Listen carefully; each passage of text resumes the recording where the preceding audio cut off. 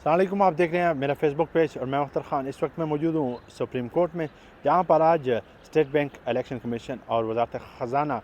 کے جو کام ہیں انہوں نے اپنی رپورٹیں جمع کروانی تھی۔ اسٹیٹ بینک کی طرف سے کل سے یہ خبریں گردش کر رہی ہیں کہ ہم نے فنڈ جو ہے، جیسے کہ سپریم کورٹ نے لاسٹ سماعت میں اسٹیٹ بینک کے حکام کو کہا ہے کہ آپ نے ہر صورت میں 21 ارب روپے جو فنڈ ہے وہ الیکشن کمیشن کو مختص کرنا ہے، جاری کرنا ہے، تاکہ وہ الیکشن کروا سکے پنجاب اور KPK میں۔ تو کل سے خبریں گردش کر رہی تھی کہ اسٹیٹ بینک جو ہے انہوں نے مختص تو کر دیا ہے فنڈ، مگر وہ جاری نہیں کر سکتے کیونکہ جو اسٹیٹ بینک ہے وہ اس کا مجاز نہیں ہے، وہ حکومت ہی جاری کروا سکتی ہے۔ دوسری طرف اگر ہم دیکھیں، رانا ثناء اللہ نے کہا ہے کہ جو بھی فنڈ جاری کرے گا اس کے جو آنے والی نسل ہے وہ 21 ارب روپے جو ہے وہ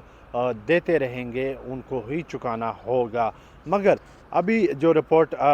جو پیش کر دی گئی ہے رپورٹ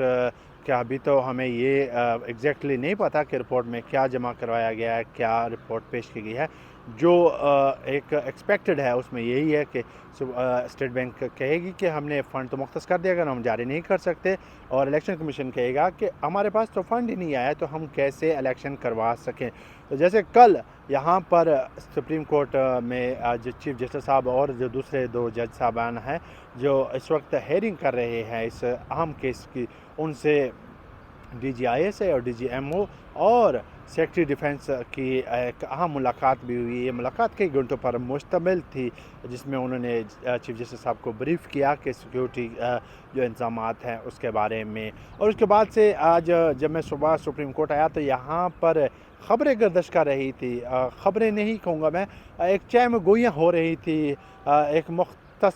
جو مخصوص جو میڈیا کے جو صحافی ہیں وہ یہ خبریں پھیلانے کی کوشش کر رہے تھے کہ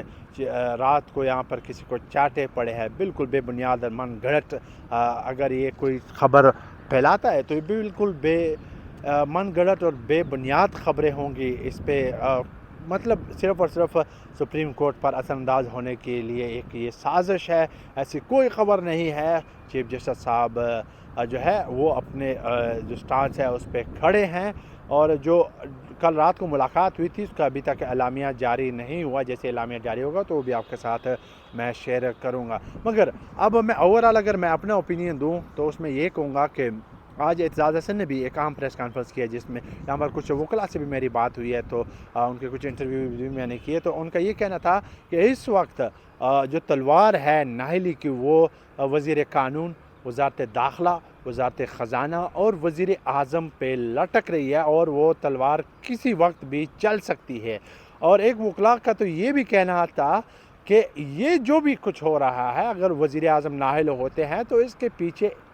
اس کے اپنے ہی ریلیٹیوز ہیں، جس میں انہوں نے کہا مریم نواز شریف، وہ یہ چاہتے ہیں کہ شہباز شریف نائل ہو اور وہ سیاسی منظرنامہ سے غائب ہو جائیں، تاکہ ان کی بیٹی مریم نواز اور ان کے جو بیٹے ہیں جنید صفدر جو الیکشن میں آنا چاہ رہے ہیں، ان کے لیے یہ سیاسی منظرنامہ جو ہے وہ مکمل طور پر کلیئر ہو جائے، تاکہ وہ یہاں پر کھل کے کھیل سکیں۔ اور بالکل اس میں کوئی دو رائے بھی نہیں ہے، اس وقت شہباز شریف صاحب کے ساتھ بالکل ایسا ہی کیا جا رہا ہے۔ شہباز شریف صاحب کو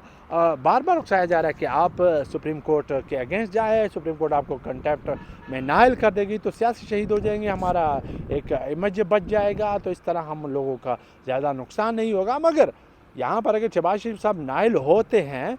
جو کہ بظاہر لگ رہا ہے کہ وہ نااہل ہو جائیں گے، کیونکہ آج جو اسٹیٹ بینک کی طرف سے کل سے خبریں آ رہی تھی کہ وہ فنڈ جاری نہیں کر سکے، اور پارلیمنٹ نے بل بھی متفقہ طور پر منظور کر لیا کہ بل جو فنڈ جو ہے وہ ہم جاری نہیں کریں گے، تو اب تلوار جو ہے وہ تو چلے گی۔ سپریم کورٹ کسی وقت بھی وزیر اعظم، وزیر داخلہ، وزیر قانون اور وزیر خزانہ کے ساتھ ساتھ کچھ اور لوگوں کو بھی نااہل کر سکتی ہے۔ جب یہ نااہل ہو جائیں گے تو یہ 5 سال کے لیے کم از کم نااہل ہوتے ہیں، تو 5 سال میں بہت کچھ ہو سکتا ہے۔ اور جو لوگ شہباز شریف صاحب کو نااہل کروانا چاہ رہے ہیں وہ اپنے مقاصد میں کامیاب ہو جائیں گے۔ جب ایک شخص 5 سال کے لیے سیاست سے ہٹ جاتا ہے تو وہاں پہ بہت بڑی خلا برپا ہو جاتی ہے، کیونکہ آج کل کی جو سیاست ہے وہ بہت ہی ریپڈ ہو چکی ہے۔ تو اب دیکھنا یہ ہوگا کہ وزیر اعظم صاحب گھر جائیں گے یا نہیں، کیونکہ ابھی کچھ دیر قبل ہمارے سپریم کورٹ بار کے جو صدر ہیں